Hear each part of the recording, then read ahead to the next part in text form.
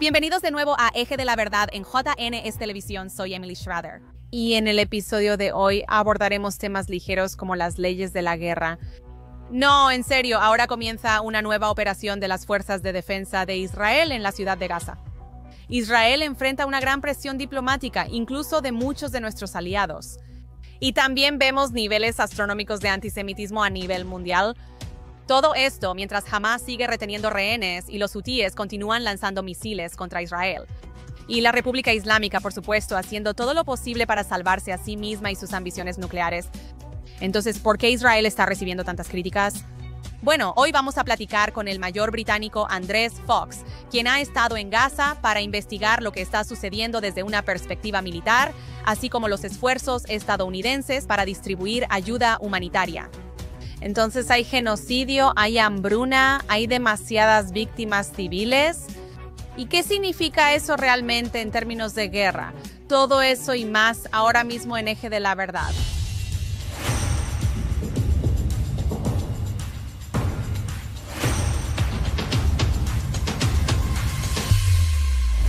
No sorprende que Israel esté en una guerra de relaciones públicas. Incluso hemos hablado aquí de los titulares escandalosamente tendenciosos, las afirmaciones falsas hechas por Hamas y el abuso cínico de los palestinos por parte de Hamas para lograr sus objetivos terroristas. ¿Pero realmente Israel está violando la ley? Escuchamos esto mucho. ¿Qué debería estar haciendo Israel respecto a Gaza en este momento? ¿Aumentar la presión militar en este momento es moral? ¿Es legal? ¿Es necesario cambiar el status quo en las negociaciones de rehenes? Bueno, para hablar de eso me acompaña ahora el mayor Andrés Fox, quien es un exoficial del ejército británico y sirvió en 3 misiones en Afganistán. Ahora es investigador en la Sociedad Henry Jackson. Y también es uno de los principales comentaristas sobre defensa, Medio Oriente y desinformación, con apariciones regulares en los medios internacionales. Mayor Andrés Fox, al observar el desempeño general de Israel en Gaza, Líbano, Siria, etc., incluso contra la República Islámica, ¿cómo evaluaría la conducta de las operaciones de las Fuerzas de Defensa de Israel? Quiero decir, ¿Israel ha cumplido con los estándares que se esperan de una democracia occidental que está luchando en múltiples frentes? Esta es una guerra sin precedentes para Israel, por lo que encontrar un comparador internacional es complicado. Lo más cercano que creo que tenemos es la lucha contra el Estado Islámico de Irak y Siria, viendo lo que pasó en Mosul. Sí, creo que Israel ha cumplido con esos estándares, especialmente en el diseño operacional y organización de sus operaciones. Habiendo hablado con Joe F. Gallant y Bibi en julio del año pasado, podías ver por los desacuerdos que tenían que la secuencia real de estas guerras era realmente complicada. Creo que no podemos verlas de manera aislada. No podemos ver Gaza de manera aislada, ni Líbano de manera aislada. Debes verlas en conjunto. La secuencia fue un gran reto. Eso habría sido un reto para cualquier ejército, incluso para las fuerzas de defensa de Israel, que no están hechas para guerras tan largas como la que enfrentaron. Es un ejército de incursión, creado para entrar, cumplir la misión y salir rápido. Así que, ya sabes, el hecho de que hayan podido transformarse en contacto de la manera en que lo han hecho para lidiar con estas múltiples amenazas en diferentes frentes es muy impresionante, francamente. Ahora, Andrés, escribiste sobre proporcionalidad, pero en la práctica, ¿cómo se evalúa? ¿Quién cuenta como combatiente, quién no y bajo qué circunstancias? Y por supuesto, basándonos en esos criterios, según tu análisis, ¿Israel está aplicando correctamente la proporcionalidad en Gaza cuando se trata de lidiar con el uso de hospitales, escuelas, mezquitas, etcétera, por parte de Hamas? Bueno, los hospitales nos dan un ejemplo muy oportuno, creo yo, dada la controversia de ayer por el ataque al Hospital Nasser. Tomemos eso como ejemplo, creo que es una forma útil de hacerlo. Primero, analicemos la amenaza y el objetivo. Ahora, la proporcionalidad solo se juzga caso por caso, ataque por ataque. Si vemos lo de ayer, se dispararon 2 rondas desde un tanque de la Brigada Galani. Se sugiere que la primera fue dirigida a una cámara que estaba al costado del edificio. Algunos dicen que es una transmisión en vivo de Reuters, pero eso no importa. Si los soldados la ven como amenaza, se vuelve un objetivo legítimo, ya que la proporcionalidad se basa en la intención, no en lo que ocurre tras disparar. Así que es lo que pretendías que sucediera, no lo que realmente sucedió, lo que define la proporcionalidad. Y podemos ver el hecho de que usaron el armamento principal de un tanque para atacar este objetivo. Ahora, creo que ahí hay preguntas. Pero la pregunta que estamos haciendo aquí en general es, ¿la ganancia militar que resultó de ese ataque justificó el daño colateral posterior? Ahora, esa es una medida muy subjetiva. Algunas personas dirán que sí, que creen que sí lo hizo. Algunas personas dirán que no creen que lo haya hecho. Pero el punto es, el soldado en el terreno que apretó el gatillo en ese tanque sintió que era una respuesta proporcional a la amenaza que representaba una cámara que potencialmente estaba observando los movimientos de las tropas. Así que esa es la verdadera y complicada diferencia que estamos tratando de analizar aquí. Ahora, lo que la proporcionalidad no es una medida de toda una campaña.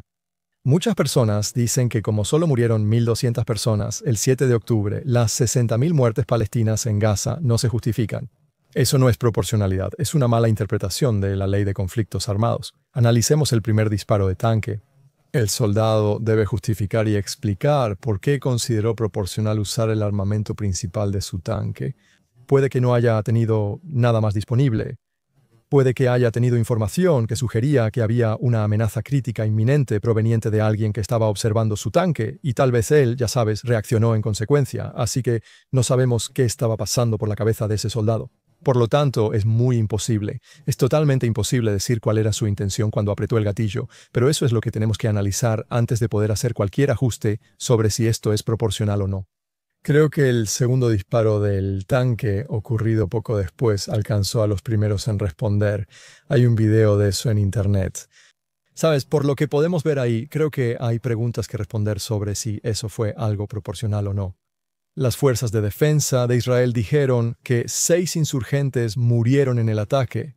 Así que quizá fue proporcional, pero si él no sabía que eran insurgentes y creyó que eran los primeros en responder, no importa, sigue siendo un crimen. ¿Ves? Esto es muy matizado, complicado y difícil, y esos son los tipos de procesos de pensamiento que deben considerarse en esto, y no es ni de cerca tan simple como lo hace ver la prensa mundial cuando se trata de proporcionalidad.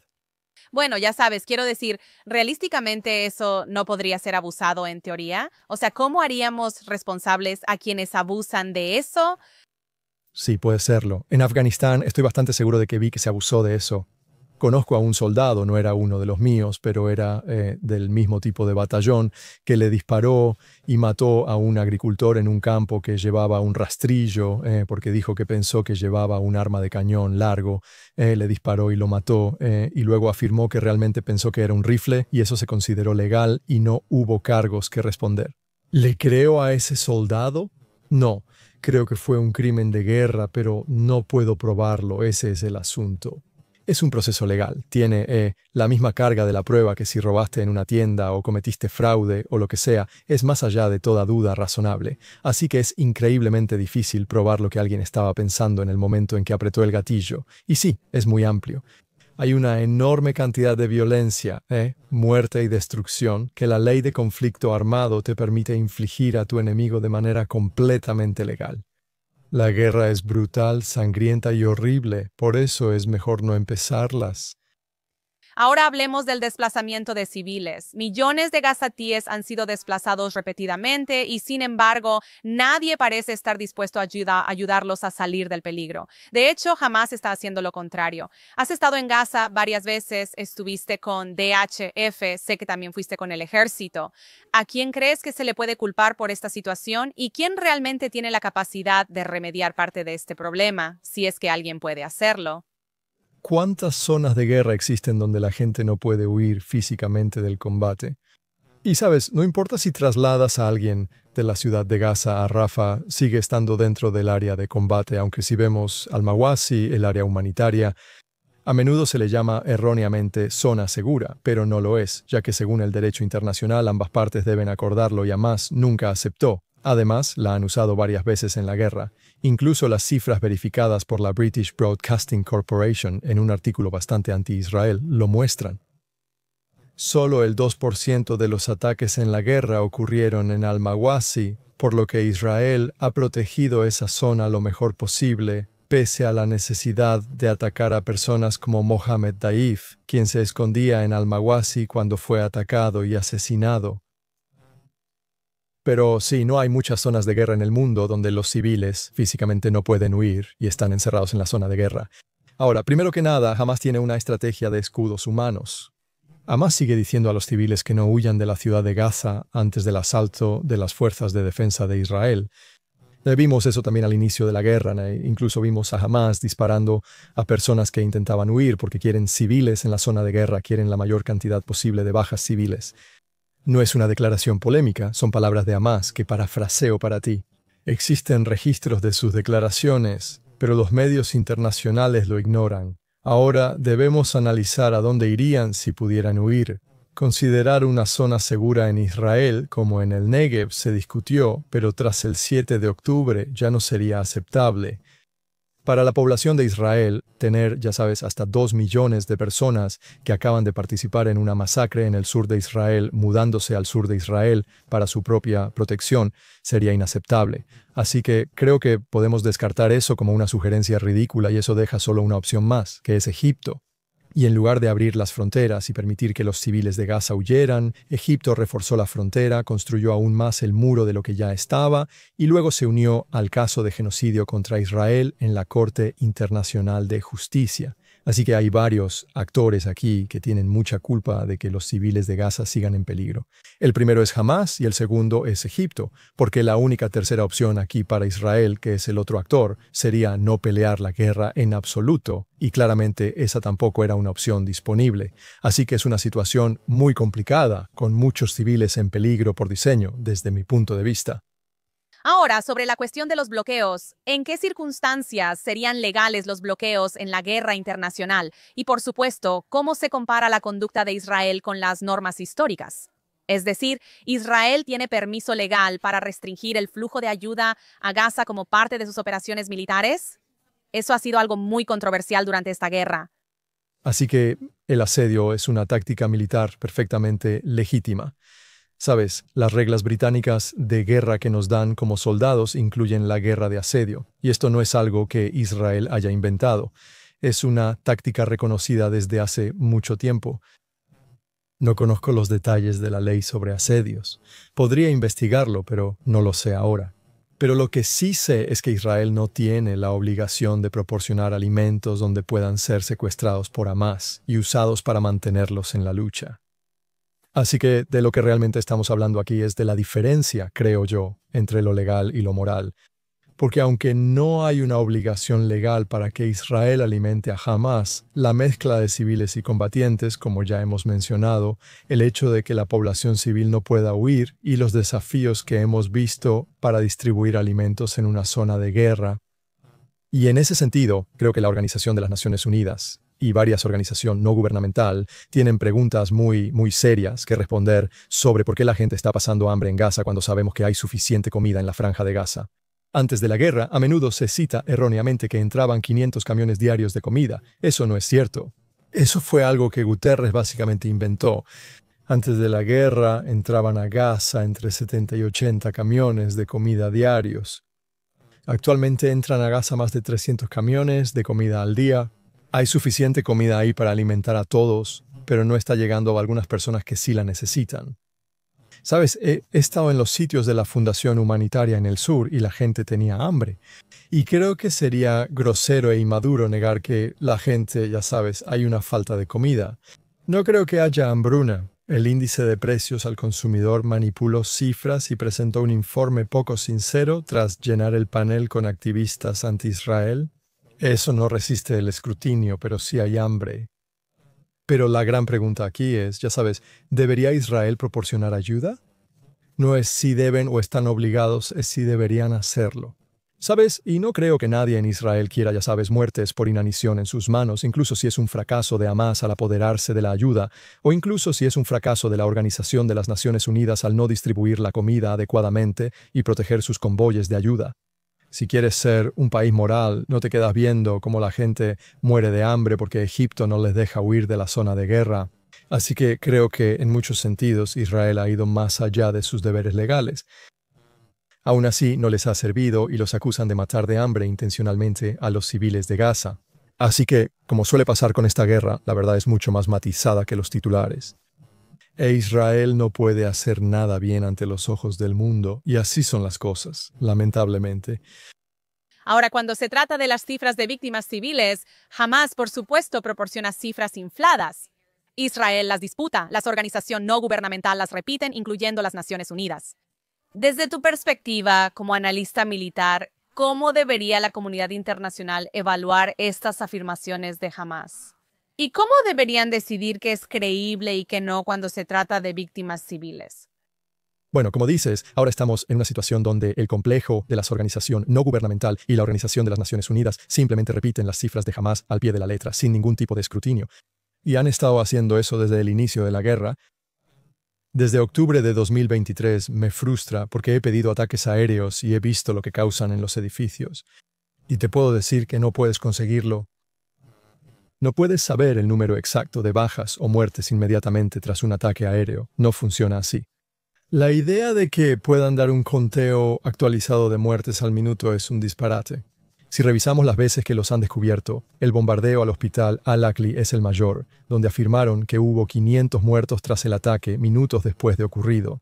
Las estimaciones de inteligencia indican que el total más probable es entre 50 y 100, y ni siquiera fue Israel quien disparó el cohete que los mató. Aún así, la versión principal es que Israel bombardeó un hospital. Así que, ya sabes, los medios de comunicación del mundo han sido muy cómplices de Hamás aquí. Creo que ya sabes, la naturaleza aborrece el vacío. Y el único número que llena ese vacío es el de Hamás. Pero eso deja a Israel sin salida, ya que, si hacen sus propias estimaciones, casi seguro serán inexactas, pues es imposible estimar. Israel será fuertemente criticado por difundir información falsa. Si Israel guarda silencio, Hamás es la única voz que se escucha sobre el tema. Sabes, en cuanto a permitir la entrada de periodistas, sabemos por la guerra de 2014 que hubo quejas sobre la presión que Hamás ejercía sobre los periodistas, la intimidación. Eso ya está documentado en conflictos previos en Gaza. Entiendo la decisión de Israel de no dejar que los periodistas circulen libremente por la franja. Creo que quizá Israel podría haber hecho más con los periodistas incrustados, ya sabes, llevando a los periodistas junto con las tropas de las fuerzas de defensa de Israel al frente. Eso es común, lo hicimos en Afganistán, no es inusual. Lo hice en Ucrania la semana pasada con el ejército ucraniano, ya sabes, me escoltaron por las líneas del frente.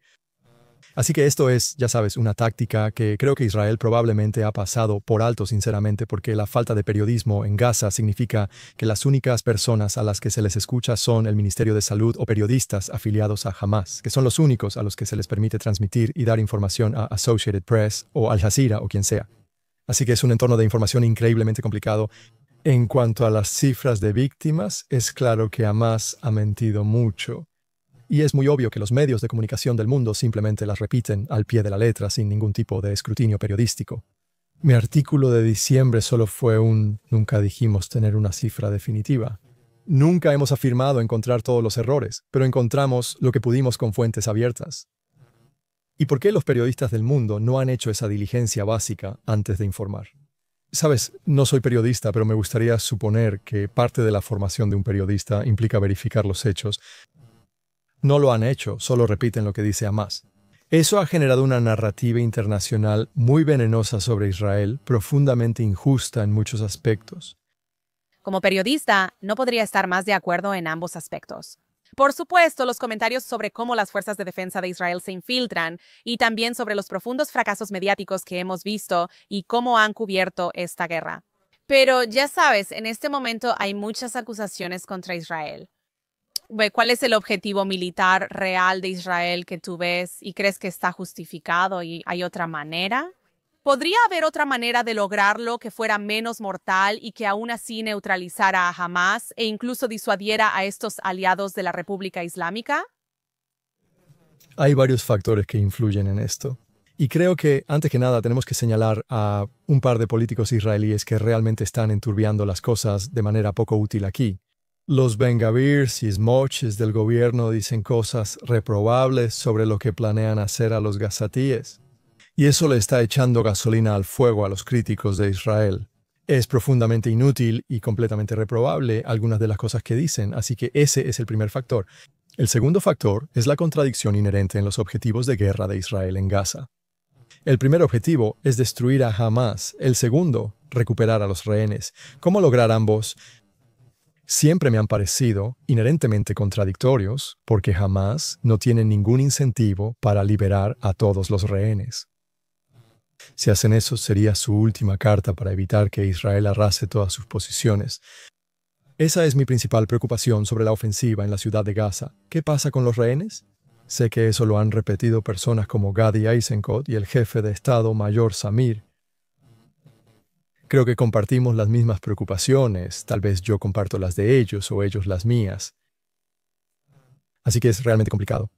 Lo que espero que Israel esté intentando hacer es poner tanta presión sobre Hamás que tengan que negociar para liberar a los rehenes. Esa sería mi aspiración porque sé que las fuerzas de defensa de Israel están cansadas, están agotados, hablo con amigos míos que son reservistas. He construido una red de contactos bastante buena dentro de las fuerzas de defensa de Israel y ninguno de ellos realmente quiere regresar, si soy brutalmente honesto. Hay un sentimiento bastante fuerte de que no hay mucho más que lograr militarmente en Gaza, aunque eliminar matones, comandantes y excavar túneles genera ganancias tácticas. Esto daña estratégicamente a Israel en el ámbito internacional. Y hemos visto la tormenta absoluta de guerra de información que está ocurriendo en torno a esto en este momento, incluyendo estas acusaciones de hambruna y acusaciones de crímenes de guerra. Así que hay mucho daño estratégico que se le está haciendo a Israel, y eso sí me preocupa. Pienso que eso representa una amenaza de seguridad mayor para Israel que Hamás, sinceramente. Así que, en cuanto a lo que se podría hacer de manera diferente, hay opciones aquí. Israel podría mantenerse firme, permitir la ayuda, dejar los escombros y no reconstruir hasta que regresen los rehenes. Quizás intentar que los propios gazatíes derroquen a Hamás, dando poder a los diferentes clanes y grupos rivales que ya están en desacuerdo con Hamás. Ver si puedes darles poder para que controlen en vez de Hamás. No garantiza nada, pero si quieres eliminar a Hamás, probablemente esa sea una mejor manera de hacerlo que intentar matar a cada uno de ellos. Pero no hay soluciones fáciles aquí, y es muy fácil para mí sentarme aquí en mi silla y dar recomendaciones firmes a Israel.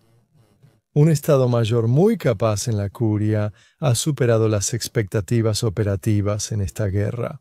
Han planeado operaciones en Gaza de forma sobresaliente, minimizando la ocupación y el riesgo para las fuerzas de defensa de Israel, a diferencia de nuestra experiencia en Basora o Helmand, donde éramos blancos fáciles para explosivos improvisados. En la cima de las fuerzas de defensa de Israel hay pensadores de gran calidad. No conozco su plan, pero es casi seguro que será uno bueno porque todos han sido bastante buenos hasta ahora, para ser sincero. Ahora sí, Andrés, señalaste los dobles estándares de Occidente cuando Estados Unidos y sus aliados causaron muchas bajas civiles en Mosul o Baca al combatir a Estado Islámico de Irak y Siria. Se describió como trágico, pero inevitable. Desafortunadamente, vemos que mucho de lo que está pasando ahora está muy motivado políticamente. ¿Por qué a Israel se le mide con una vara diferente? ¿Y cuáles son las consecuencias si las democracias no pueden defenderse bajo las mismas reglas? Quiero decir, ahora vemos a la Corte Internacional de Justicia, la Corte Penal Internacional, todo tipo de guerra legal, además de la campaña de relaciones públicas contra Israel. Bueno, este es un argumento que se remonta a 1948, si no es que un poco antes. Israel siempre ha sido controversial desde la guerra contra los árabes en 1947 a 48.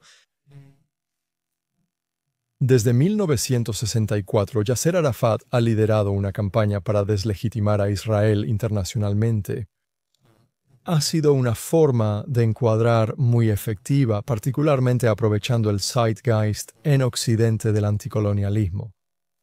Han logrado presentar a Israel como una entidad colonial. De alguna manera has colonizado una patria de 3000 años de antigüedad. Haz que eso tenga sentido. Pero ya sabes, la narrativa lamentablemente predomina. Refleja ese tipo de deseo de liberar Palestina desde el río hasta el mar. Estas son personas que activamente quieren deshacerse del Estado de Israel. Ahora tú y yo sabemos que es una fantasía. Tel Aviv no va a ninguna parte. Las fuerzas de defensa de Israel tienen F-35 y F-16. Los últimos 2 años han mostrado hasta dónde Israel está dispuesto a defenderse. Así que ¿sabes que hay una meta poco realista de un lado? Está Israel del otro lado, y el tipo de punto medio en el que esas dos posturas pueden encontrarse es casi inexistente. Casi no hay compromiso ahí, y hemos visto que se han ofrecido compromisos. ¿Sabes cuántos acuerdos territoriales han rechazado los palestinos? Creo que son 6, de lo que recuerdo. Podrían ser más. Pero el punto clave aquí es cómo resuelves este conflicto si un lado tiene un objetivo completamente inalcanzable e irrealizable, pero además, desafortunadamente, cuenta con un respaldo internacional increíblemente fuerte de países como Irán, Qatar y Rusia.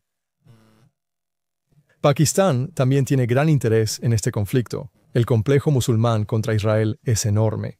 Y si solo haces los cálculos básicos sobre cuántos musulmanes hay, en comparación con cuántas personas hay en Israel o cuántos judíos hay en todo el mundo, sabes, es muy obvio ver lo fácil que es conseguir que la mayoría esté de un lado desde una perspectiva anti-Israel. Así que ya sabes, Israel no se ha derrumbado desde 1948. No se ha derrumbado ante la peor masacre de judíos desde el Holocausto, ni ante la presión internacional de los últimos 2 años. Pero sigue siendo importante, creo, que Israel se asegure de que sus aliados se mantengan firmes. Muchos de sus aliados están enfrentando presiones internas, por supuesto, de sus propias poblaciones nacionales. Francia tiene 10% de población musulmana y el Reino Unido 67% musulmana, y desafortunadamente ahora están teniendo un impacto en las urnas, lo cual está teniendo un impacto en las políticas. Así que es un camino realmente difícil, lleno de minas terrestres, el que Israel tiene que recorrer aquí, y es increíblemente complicado. Como mencioné, no hay respuestas fáciles en Medio Oriente. Si crees tener una, probablemente estás equivocado. Muy bien, quiero agradecerte, Mayor Andrés Fox.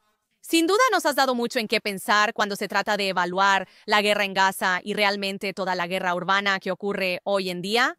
Muchas gracias. Gracias. Ahora vamos con los titulares de la semana desde Medio Oriente. Primero hablemos de Líbano, el vecino del norte de Israel. Así que, para empezar, vemos que después de décadas de caos y una contundente derrota de Hezbollah por parte de las Fuerzas de Defensa de Israel, el gabinete libanés anunció esta semana que aprobó un plan para desarmar a Hezbollah y poner sus armas bajo el control del ejército libanés. Si se implementa, esta medida sería el primer desafío real para el grupo terrorista respaldado por la República Islámica en décadas. Ahora, esta decisión llega después de años de colapso económico, parálisis política y crisis de seguridad en plural, impulsadas al menos en parte, en gran parte, diría yo, por el dominio de Hezbollah sobre Líbano.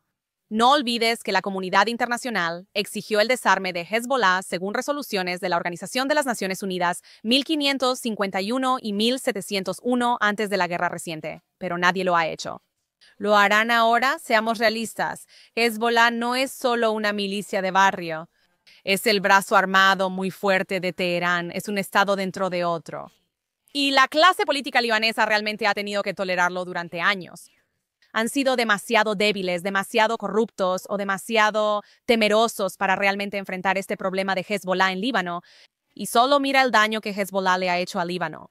Su corrupción y evasión de sanciones son lo que ahuyentó la inversión extranjera. Eso causó el colapso financiero de 2019, que eliminó los ahorros de toda la vida de las personas de un día para otro. Su control político también paralizó al gobierno durante meses, bloqueando reformas y dejando a los ciudadanos básicamente ahogados en el caos y la inseguridad. Hezbollah inició la guerra de 2006 con Israel sin el permiso del gobierno, dejando más de 1,000 libaneses muertos y daños millonarios al Estado. Desde entonces han almacenado más de 100,000 cohetes en barrios civiles, convirtiendo comunidades en escudos humanos. Y no olvidemos todo el mal manejo de materiales explosivos relacionado con la explosión de Beirut. Ahora, Hezbollah no solo es una organización terrorista bajo órdenes de los ayatolás. Es un cáncer que ha llevado a la bancarrota a un país, provocando que su juventud huya y borrando el futuro de la próxima generación en Líbano. Así que sí, hay que reconocerle al gobierno libanés que finalmente haya dicho en voz alta que Hezbollah debe ser desarmado. Las palabras se las lleva el viento, no hay alternativa. Hezbollah debe ser desarmado o, lamentablemente para ellos, será desarmado por la fuerza, como vimos que las fuerzas de defensa de Israel comenzaron a hacer. Bueno, a continuación volamos al Reino Unido para la última historia de terror, que es el actual gobierno laborista. La primera ministra Keir Starmer nombró a Shabana Mahmood como secretaria del Interior, responsable de la policía, inmigración, contraterrorismo, fronteras y seguridad interna, incluido el Servicio de Inteligencia Militar 5.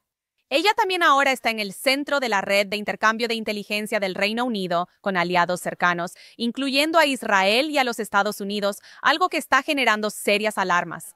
Pero el historial de Shabana no es ambiguo. Ella lideró la manifestación de acoso, boicot, desinversión y sanciones en 2014 que obligó a un supermercado a cerrar por vender productos israelíes. Recientemente se negó a prohibir Palestine Action, grupo radical del Reino Unido que ha vandalizado sitios judíos, bloqueado carreteras y dañado aviones de la Fuerza Aérea Británica en una base militar.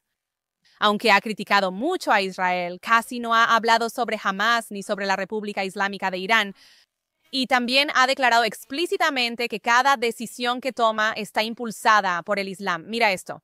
Como muchas musulmanas practicantes, mi fe es lo más importante en mi vida. Es el motor absoluto de todo lo que hago. Siento un llamado muy fuerte de mi propia conciencia y mi conciencia me llama hacia Dios. Ahora, esto es un patrón, y todo sucede en un momento en que un nuevo estudio muestra que el 21% de los británicos ahora respalda múltiples declaraciones antisemitas, el doble de la tasa de hace solo 4 años. Los crímenes de odio contra los judíos ya están en niveles récord en el Reino Unido. En ese contexto, Keir Starmer nombró a una persona con antecedentes de activismo anti-israelí al frente del departamento encargado de combatir el extremismo y proteger comunidades vulnerables. ¿Hablas en serio? Pero sinceramente, la razón por la que estoy hablando de esto es que el peligro va mucho más allá de Gran Bretaña. La secretaria del Interior recibe inteligencia de alto nivel de los aliados más cercanos del Reino Unido. Si personas con estos antecedentes y prejuicios reciben información sensible, no solo amenazan a Gran Bretaña, sino también a Israel, Estados Unidos y a cualquier nación que confíe en el Reino Unido como socio. Si esto es hacia donde se dirige la política británica, ¿nos estamos acercando al día en que Israel se verá obligado a cortar el intercambio de inteligencia con Londres? Esa pregunta podría haber parecido una locura hace apenas unos meses, y de repente, bajo Shabana, ya no suena tan descabellada. Ahora, la siguiente historia quizá ya la conozcan, pero es demasiado buena para no mencionarla en este programa. Este mes, la Asociación Internacional de Estudios sobre Genocidio, aprobó una resolución acusando a Israel de genocidio. Ahora la resolución fue aprobada con un 86% de los votos y, por supuesto, los medios de comunicación enloquecieron. La British Broadcasting Corporation informó que los principales expertos del mundo dicen que Israel está cometiendo genocidio. Ahora, esto suena súper serio, por supuesto, pero cuando yo y varias otras activistas investigamos un poco, descubrimos que, primero, solo el 28% de los miembros de la Asociación Internacional de Estudios sobre Genocidio siquiera votaron en esta resolución, sin importar cómo votaron. Además, cualquier persona puede inscribirse como académico votante sobre genocidio en la Asociación Internacional de Estudios sobre Genocidio solo pagando $30 y creando credenciales. Ninguno de estos miembros es investigado o verificado y muchos parecen totalmente inventados. Para comprobar nuestro hallazgo, todos nos inscribimos. Ahora soy académica oficial en genocidio. Incluso cuentas académicas claramente falsas fueron aprobadas y añadidas a la lista de correos para votar en resoluciones similares. ¿Qué credibilidad tiene una organización así? Lo juro, es como si la gente estuviera inventando organizaciones que suenan impresionantes solo con el propósito de difamar a Israel. Honestamente, es extraño, es inquietante y es obsesivo. De todos modos, después de que salió la noticia de que la Asociación Internacional de Estudios sobre Genocidio era una completa estafa, sus redes sociales desaparecieron de repente y la organización desactivó la opción de registrarse como miembro en su sitio web. Si ves esto, quizá ya no puedas registrarte como experta en genocidio, pero veremos si habilitan esa opción de nuevo. También ocultaron toda su lista de miembros, aunque no estoy segura de por qué. Quiero decir, seguro que Adolf Hitler también habría apoyado la resolución que acusa a la Israel de genocidio, ¿no? Por último, tenemos nuestras historias buenas, malas y feas de la semana. Aquí el resumen. Primero, la buena noticia de la semana. Aficionados iraníes al fútbol se hicieron virales por su cántico sobre la bandera palestina. En respuesta a que la República Islámica impone la bandera y símbolos palestinos constantemente en todos lados. Ahora se ha vuelto global. Aficionados irlandeses de fútbol fueron grabados cantando «Métete tu Palestina por el culo» ante manifestantes anti-Israel que usaban los partidos para declaraciones políticas. Este es el video. Métete tu Palestina por el trasero. Puedes meterte tu Palestina por el trasero, puedes meterte tu Palestina por el trasero, puedes meterte tu Palestina, métete tu Palestina por el trasero. Pero por si pensabas que eso era todo, los australianos también se unieron la semana pasada en respuesta a los manifestantes anti-Israel que se meten en cualquier situación. Mira esto. Puedes sacar tu Palestina de tu trasero. Puedes meter tu Palestina por donde no te da el sol. Puedes meter tu Palestina. Puedes meter tu Palestina. Puedes meter tu Palestina por donde no te da el sol. Parece que todo el mundo ya está harto de las teatralidades y el postureo moral. Pero pasemos a nuestra mala noticia de la semana. Este video se volvió viral desde la flotilla que está intentando romper el bloqueo de Gaza.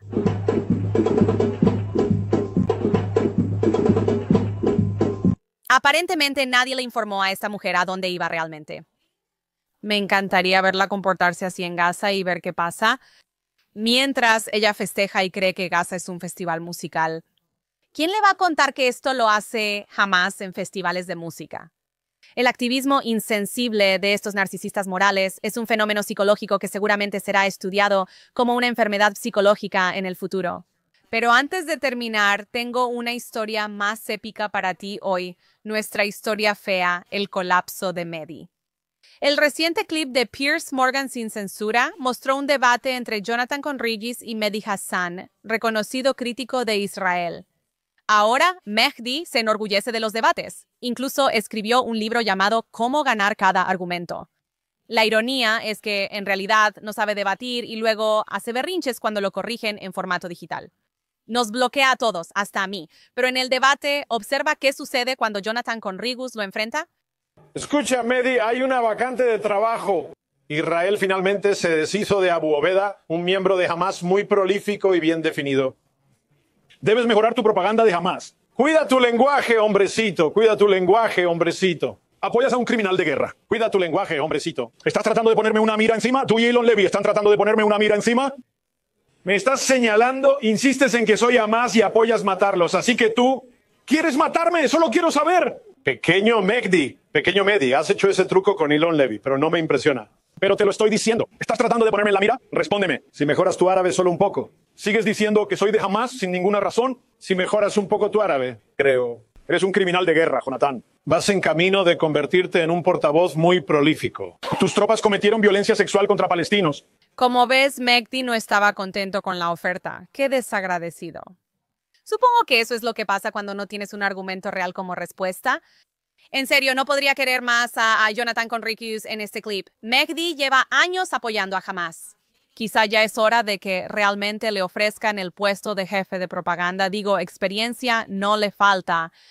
Bueno, eso es todo por esta semana en Eje de la Verdad. Volveremos con más entrevistas y relatos desde Medio Oriente y otros lugares. Soy Emily Schrader. Sígueme en redes sociales como Emily K. Schrader o Emily en Tel Aviv. Gracias por ver Eje de la Verdad y nos vemos la próxima semana solo en JNS.